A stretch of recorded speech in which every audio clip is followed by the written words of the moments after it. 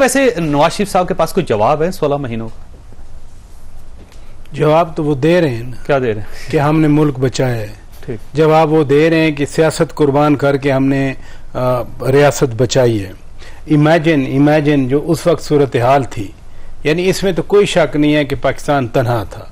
आपने IMF का agreement, मार्च में इलेक्शन करवा देते, आप चले जाते इलेक्शन पे, अप्रैल में इलेक्शन में चले जाते आप लोग, मई में आपके पास इलेक्शन का ऑप्शन था, सुने ना, आप करवा देते। आप सुने ना, अगर आप ट्रस्ट करें ना तो मियां शहबाज शरीफ की तकरीर भी तैयार हो चुकी थी 22-23 मई को। ठीक है, 19 मई को असेंबली तोड़ने वाली तकरीर भी तैयार हो चुकी थी। उन्होंने असेंबलियां तोड़नी थी, इलेक्शन का ऐलान होना था। लेकिन ये जो 25 मई वाला लॉन्ग मार्च पे जब डट गए ना साहब, क्योंकि उस दिन वहां डटे रहते सर, क्या फर्क पड़ता था? नहीं उस दिन वहां मतलब ये फैसला फिर इमरान खान साहब ने किया ना, UAE में आपको बाहर नहीं जाना। नहीं सुने ना, फैसला नहीं किया, सैबोटेज किया ना। सैबोटेज क्या किया, मैं उस तरफ आ रहा हूं कि उस दिन UAE में IMF और पाकिस्तान के साथ टॉक्स थी। अगर ये 25 मई का लॉन्ग मार्च ना होता, आपको जेन में वो स्टेटमेंट होगी IMF की, जो बाद में उन्होंने कहा था कि पहले जरा आप सेटल कर लें अपना घर, तो फिर हम वापस आएंगे। वरना उस वक्त वो हो जाते इलेक्शन। ये मैं नहीं कह रहा, मेरे अपने प्रोग्राम में उस वक्त मखदूम शाह महमूद कुरैशी साहब ने ये पहला इंकशाफ मेरे प्रोग्राम में हुआ था कि टॉक्स हुई थी। लेकिन जब ये सैबोटेज किया, अब चौधरी साहब ये नहीं हो सकता, आप एक पॉलिटिकल राइवल हो, आप जनाब गन पॉइंट पे कहें कि हाँ मुझे इलेक्शन दे दिए जाएं, मुझे ये कर दिया जाए, मुझे वो कर दिया। आप हर एक को डिक्टेट नहीं कर सकते। You can not fool all the people for all the times. आप हर एक को डिक्टेट नहीं कर सकते। अब जो 16 महीने का जवाब है, मसलन लोग, ठीक है, लोग कहेंगे कि चीनी महंगी हो गई, लोग कहेंगे फलां चीज महंगी हो गई, लेकिन कुछ लोग तो जानते हैं ना कि IMF के साथ एग्रीमेंट किसने वायलेट किया था। अगर वो एग्रीमेंट वायलेट ना किया जाता, शायद हमारी, लेकिन देखें 12.25 करोड़ वोटर हैं पाकिस्तान में, उनको कन्विंस करना इतना आसान काम नहीं होगा। वैसे काजमी साहब फरमाइए कि 16 महीने माइनस हो सकते हैं वैसे नून लीग के प्रोफाइल से? नहीं, देखें, ऑब्वियसली इन्होंने हुकूमत की है, 16 महीनों में इन्होंने बजट पेश किया है, और 16 महीने से में ये आए क्यों थे उन 16 महीनों के लिए? 3.5 साल इनका क्या बयानिया था? इनका बयानिया ये था कि एक हाइब्रिड रजीम है, एक सिलेक्टेड है, महंगाई ज्यादा है, ये दो चीजें, पेट्रोल ज्यादा है, डॉलर ये हमने खत्म हो रहा तो, और ये इन्होंने कहा था हम 6 महीने में खत्म कर देंगे, और 6 महीने के वादे करके ये आए थे। उसके बाद इन्होंने मुल्क को किस नहज पे पहुंचाया? दूसरी बात यह है कि अब पाकिस्तान की अवाम इतनी बेशऊर है, उनको नहीं पता कि अगर आपकी IMF से डील हो जाएगी तो आप डिफॉल्ट नहीं करेंगे। और वही डील मिफ्ता जो है वो 6 महीने पहले भी कर सकते थे। इन्होंने कहा नहीं, मेरे समधी आएंगे, क्रेडिट उनको जाएगा, वो आएंगे, डॉलर 200 से नीचे जाएगा, सारा क्रेडिट उनको जाएगा, फिर ये डील होगी। और उनका आपको समधी के लफ्ज पे एतराज? नहीं, मुझे इस पे एतराज है। पाकिस्तान की आवाम की एतराज। 6 महीने की बात कह रहे हैं ना, 18 दिन टोटल आईनी तौर पे मिफ्ता इस्माइल के पास थे। उस वजारत खजाना में ये जो सारा मिफ्ता भी गेम डाल रहा है ना, नहीं, वो करते रहे ना। 6 महीने के बाद वजीर खजाना नहीं रह सकते थे। 6 महीने पूरे, जो भी 18 दिन वो वजीर खजाना ने 18 दिन डाल साहब के भी गले पड़ गए, उनको मशीर ये नहीं है। देखिए, आप तो पाकिस्तान के साथ डील कर रहे थे ना, मिनिस्ट्री ऑफ फाइनेंस के साथ डील कर रहे थे ना, वहां पे तो फाइनेंस सेक्रेटरी होते हैं, सारे होते हैं, जो पूरी आपकी टीम होती है। मिफ्ता साहब को मशीर खजाना बनाया जा सकता था अगर वजीर नहीं, वजीर खजाना कुछ चेयर नहीं कर सकता।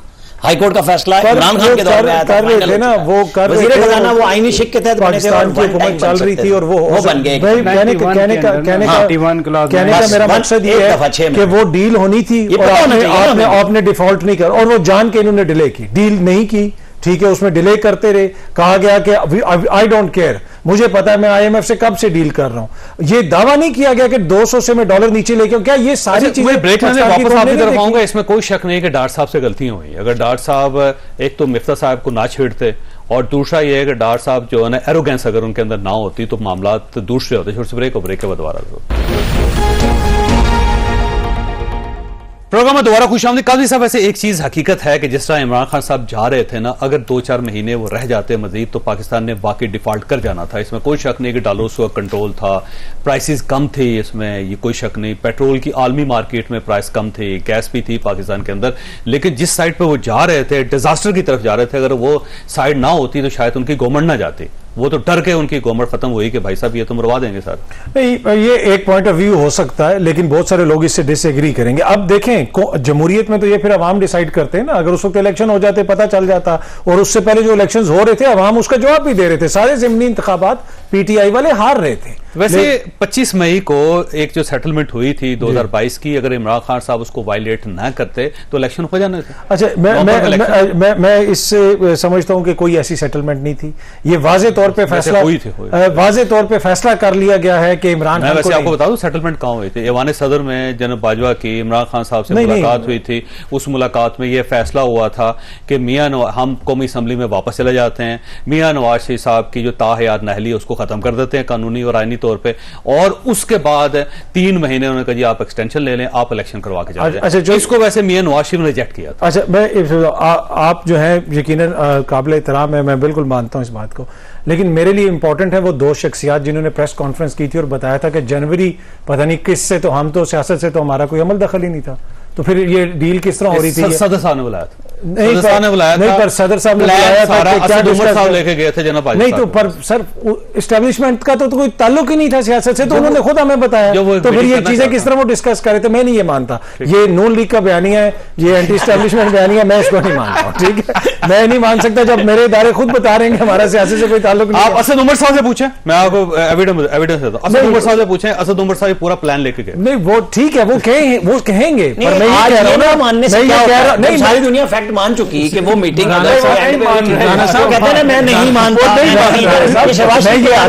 राना साहब मैं ये अर्ज कर रहा हूं कि जब आपके इदारों ने खुद आपको बताया कि फलाने साल की फलानी डेट से हमने सियासत से कतई ताल्लुक कर लिया, तो उसके बाद में किस तरह मानूं कि आगे ताल्लुक हो गया? प्लान इमरान खान साहब का था, लेके असद उमर साहब गए, रिजेक्ट मियां नवाज शरीफ ने किया। वो उनका आपस में कोई प्लान होगा ना?